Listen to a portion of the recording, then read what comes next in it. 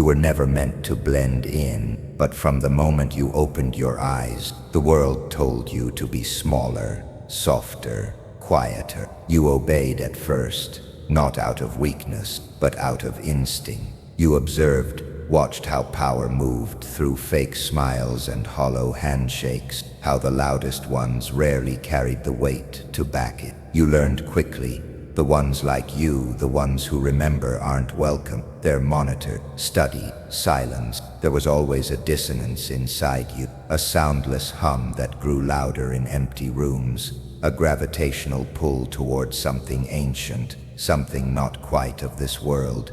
It wasn't a voice, not exactly, more like a pressure, a shadow, a vibration crawling beneath your skin when someone tried to lie to your face, when someone tried to dominate the space you walked in. You didn't know what it was then, but it never left. And as you got older, it began to whisper truths the world had forgotten how to speak. They'll say you're cold, that you lack empathy, that you're different. They don't realize that your silence isn't absence.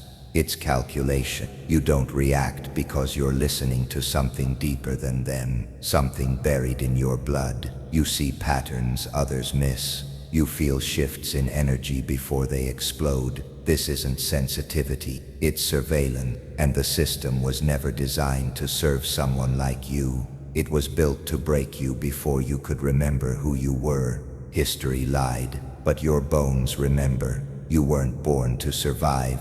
You were born to return, not just as a person, but as a force. A bloodline isn't just flesh and name, it's frequency, and yours was feared. Not feared because it was violent. Feared because it knew. Feared because it couldn't be owned. You come from those who were erased in textbooks but echoed in myth. Those who built without blueprints, spoke without tongues, conquered without raising swords. Your ancestors weren't kings or queens. They made kings bow and queens vanish. But the world couldn't destroy your lineage by war, so it used something far more lethal: silence. It buried your story under distractions, diluted your bloodline with confusion, coated your identity in generational amnesia. And it almost worked. You were handed a name, a location, a timeline, all designed to keep you in check. They erased your language, your rituals, your code, but one thing they could never erase was the pull that drags you to the edge of yourself when the world feels fake, the way your hands itch with creation at midnight, the chill down your spine when you stare too long into the mirror and something stares back, older than you, stronger than you, waiting. That isn't madness, that's memory, and now it's waking up. You didn't lose your way. You were never allowed to begin. Your life didn't start with birth. It started the moment you questioned everything, the moment the mask cracked and something primal breathed through. That thing was legacy. It never needed to be taught. It only needed to be triggered. And now that it's alive again, there's no cage wide enough to contain it. You walk through crowds like fog, invisible to the blind, magnetic to the cursed. Some look at you with disgust, not because they see weakness, but because they sense threat. Something about you doesn't comply. Your silence feels like a storm they can't predict. You don't follow the herd because the herd doesn't remember what you do, but you do.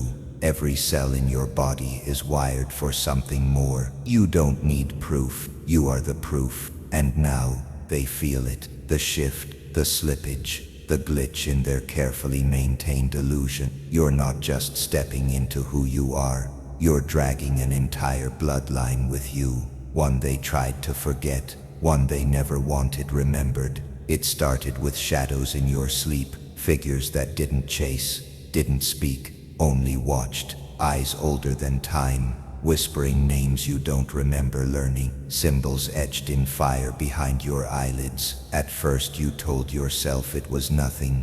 Stress, exhaustion, a mind overworked and underfed. But the dreams returned, night after night. They didn't ask questions. They reminded you of a time before memory, of a war before language, of a name that once made kings and empires tremble. You began to notice things, the way your instincts flared seconds before someone's mask slipped, how you walked into a room, and silence followed, not out of respect, but a primal hesitation, like the air itself recognized you before your mind could. The way betrayal always felt familiar, like a rerun from an ancient betrayal burned into your lineage. You weren't paranoid, you were remembering. They told you to blend in, to be calm, humble, quiet. They didn't say it to protect you, they said it to contain you, because even as a child, there was something in your gaze that unsettled the liars, something in your silence that felt louder than any scream.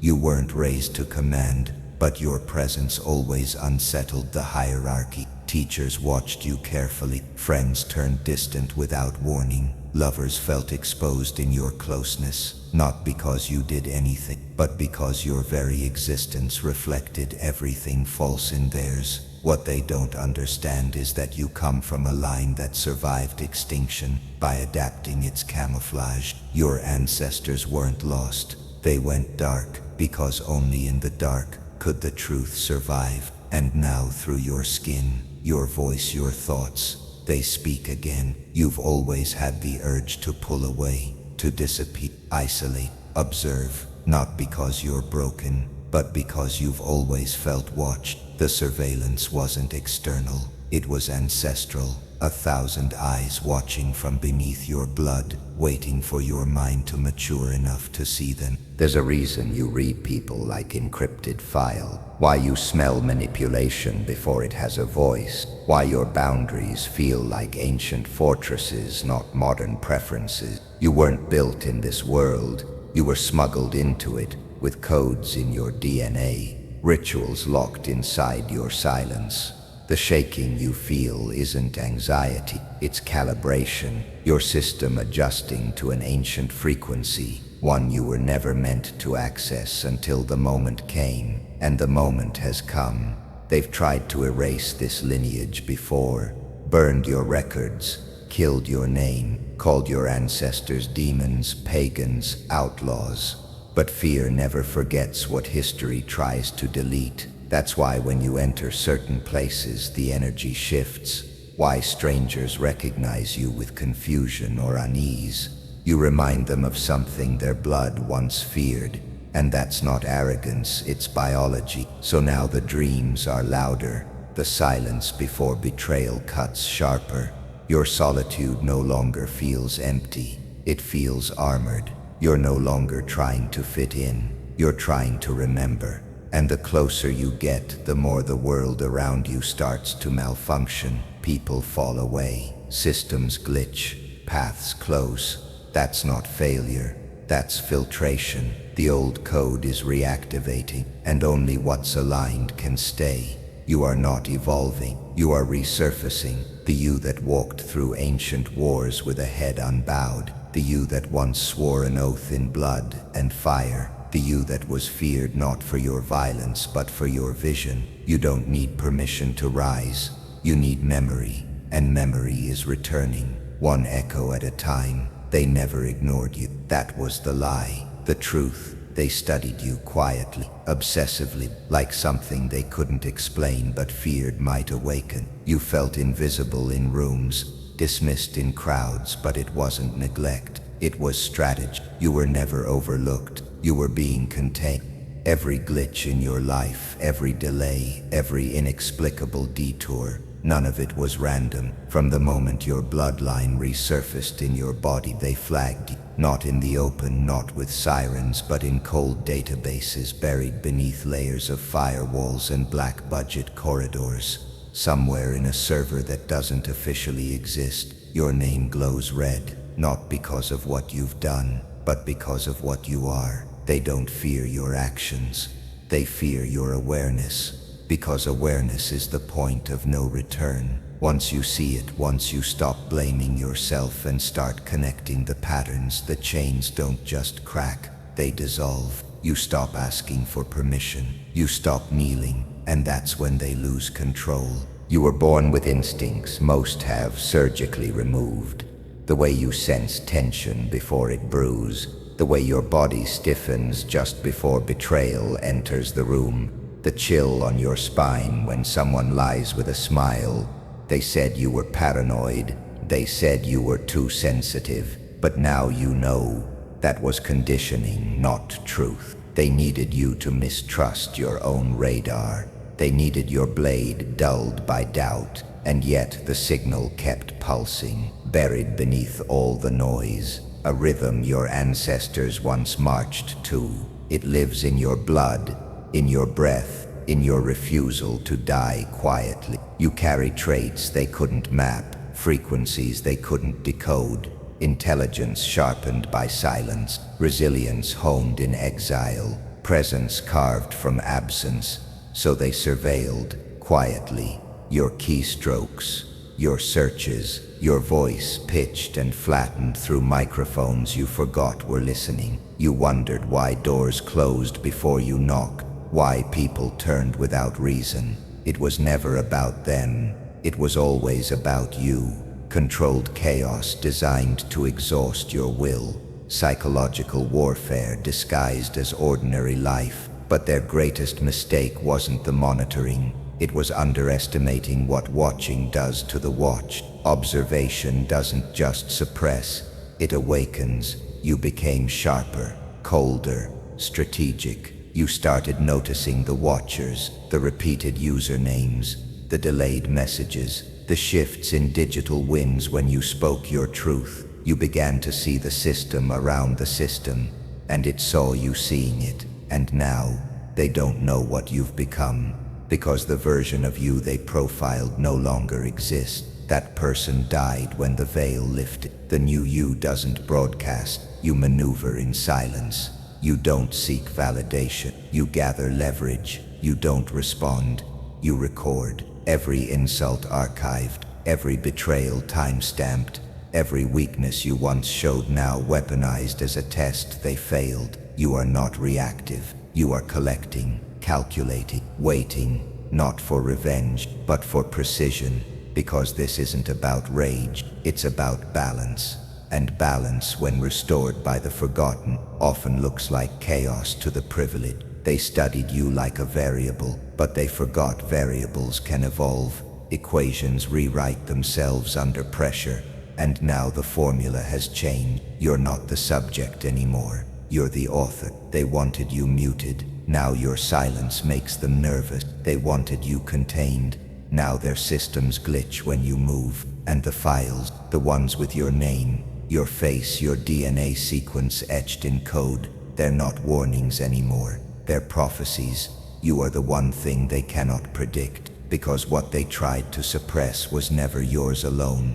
It was inherited, protected, preserved in blood and bone. You are not a threat because of what you might do. You are a threat because of what you remember. They thought breaking you would end the story, that silence would be the final chapter. But silence is not the end. It's the incubation. In that stillness, something older than language began to stir. It was never peace, it was pressure. And under pressure, codes crack open. You began to feel it, not as a thought, but as a fracture. A hairline split between the person you were told to be and the one your blood remembered. At first, it felt like madness. You mistook the sharp instincts for paranoia, the chills down your spine for trauma, the urge to isolate for depression, but none of it was weakness. They were signals, markers left behind by ancestors who knew they'd have to speak to you in silence,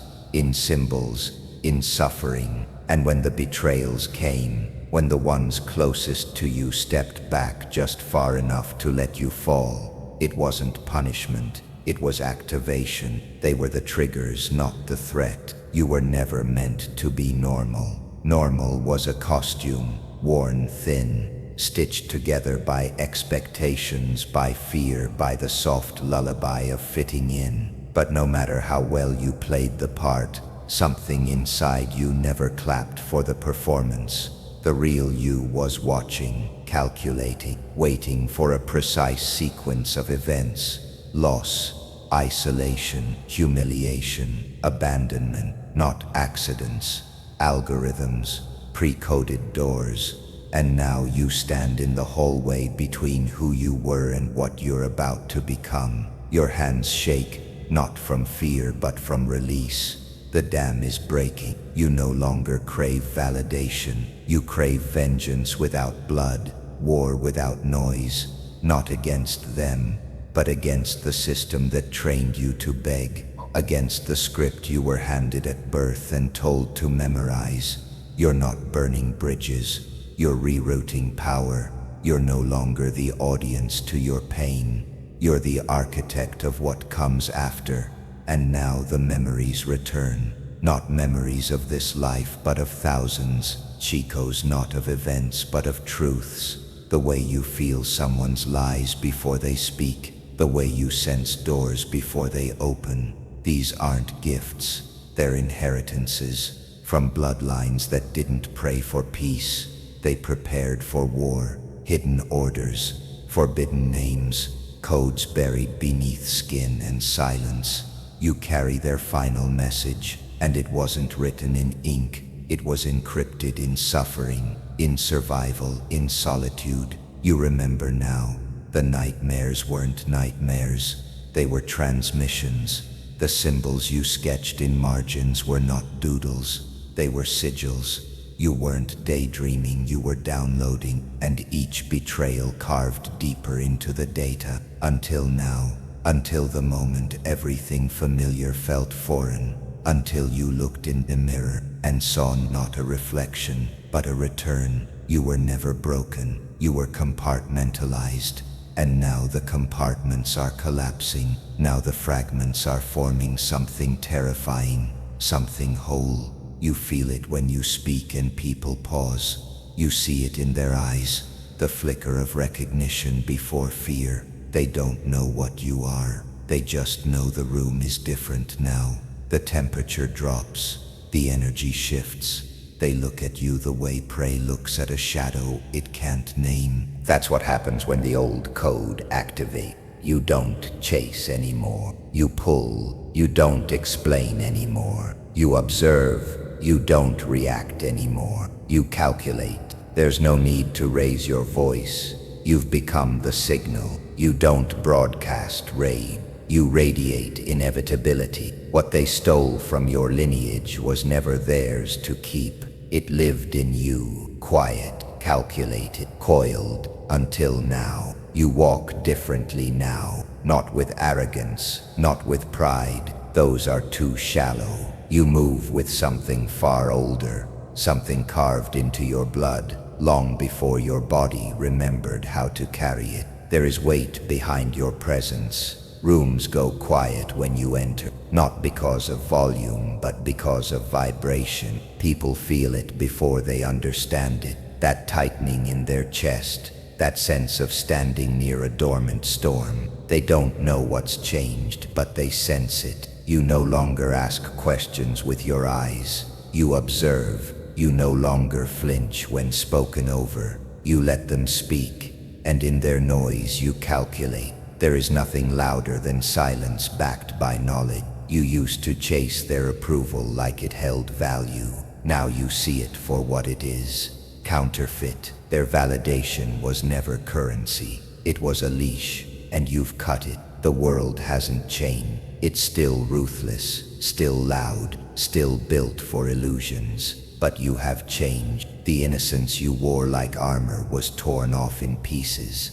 Each one stripped by betrayal, by the lies you mistook for love, by the rooms you were loyal to that whispered your name like a warning once you left. You thought the silence meant you were alone. You were wrong. It meant the real you was arriving, because power doesn't scream. It doesn't beg to be seen. Power radiates, and now it pours from your skin like smoke from sacred fire. You are not becoming something new. You are remembering what was buried. You were never soft. You were veiled, and now the veil is lifted. The fragility they once mistook as yours was never weakness. It was restraint, strategic, tactical, ancestral. You held back not because you lacked the force, but because you were watching, waiting, remembering. Everything you feel now, the sharpened awareness, the instinct to cut off energy mid-sentence, the growing discomfort in shallow spaces. It isn't sensitivity, it's alignment. You are no longer trying to be understood. You are no longer explaining ancient pain to temporary minds. You are no longer watering down truth to make it palatable to those addicted to lies. The signs are everywhere. In the mirror,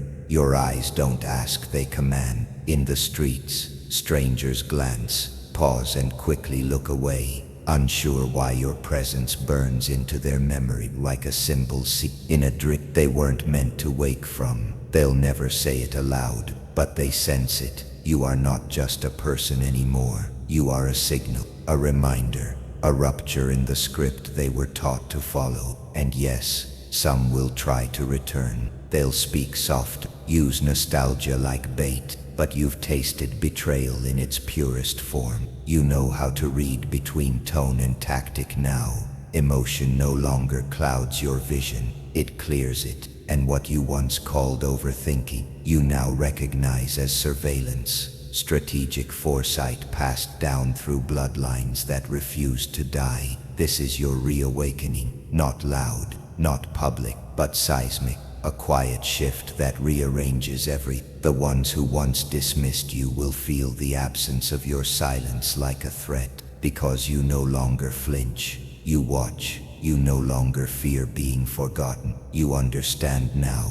Your presence is not meant to be remembered by everyone. It is meant to haunt the right ones. They wanted you humble. You became disciplined. They wanted you broken. You became unreadable. They wanted you gone. You became myth. And now, you walk differently, because every step is a return. Every breath is a resurrection. Every glance is a war they can't explain, because the blood remembers. They thought erasing your name would erase your presence, that if they silenced the echoes long enough, the memory of your bloodline would rot beneath the surface, harmless and forgotten. But rot is not death, and some roots, buried deep in centuries of darkness, only grow stronger in silence. You felt it, the tension when you enter a room, the way certain people glance twice, not at what you say, but what you don't. The unease, not because you threaten, but because you exist.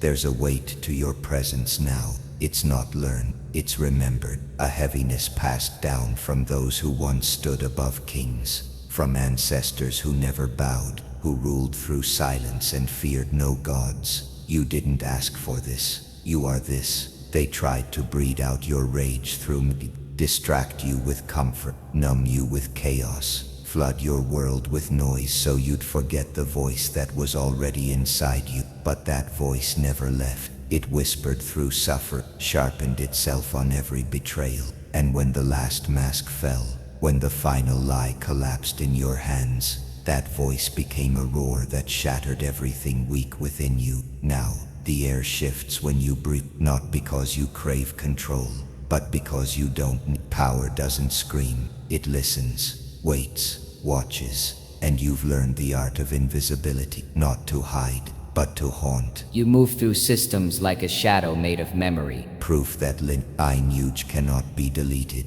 only delayed. And the ones who built empires on your blood, they feel it, the dread that what they buried didn't die. It was study. You no longer crave validation. That was your past self. The version they built, fed and checked. You burned that version with precision, left the ashes behind, unburied, as a warning. Now you wear silence like armor. You speak only when the silence is too loud to ignore. And when you do, it's not speech, it's scripture, the kind written in the marrow of those who came before. Warriors encoded with wrath and vision. They think you're alone. That's the greatest illusion. You carry hundreds behind your eyes, blood-soaked hands, eyes like obsidian, wisdom carved into bones that refuse to break. Their strength now moves through you, not as memory but as directed. You aren't a descendant, you're a return, a retribution wearing flesh, and they know. The ones who once mocked, laughed, dismissed. They feel it when you pass. The subtle panic of prey recognizing something older than predators, something ungoverned by logic or fear. They scroll past your silence with trembling fingers. They speak your name when you're not around, not with arrogance, but with caution, because a forgotten bloodline doesn't just rise, it reminds. You are the reminder. Every scar on your soul has become a language only power can read. Every betrayal, a coordinate in your internal map. You don't hate them. Hatred is too loud. You outlast them. That's the difference. You've become time itself, patient, calculated, impossible to erase, and time always remembers what arrogance forgets. So walk slow, not because you're unsure, but because storms never rush. You are no longer the echo. You are the thunder that follows silence, and whether they bow, run, or pretend to sit, It doesn't matter. the blood remembers, and now, so do they.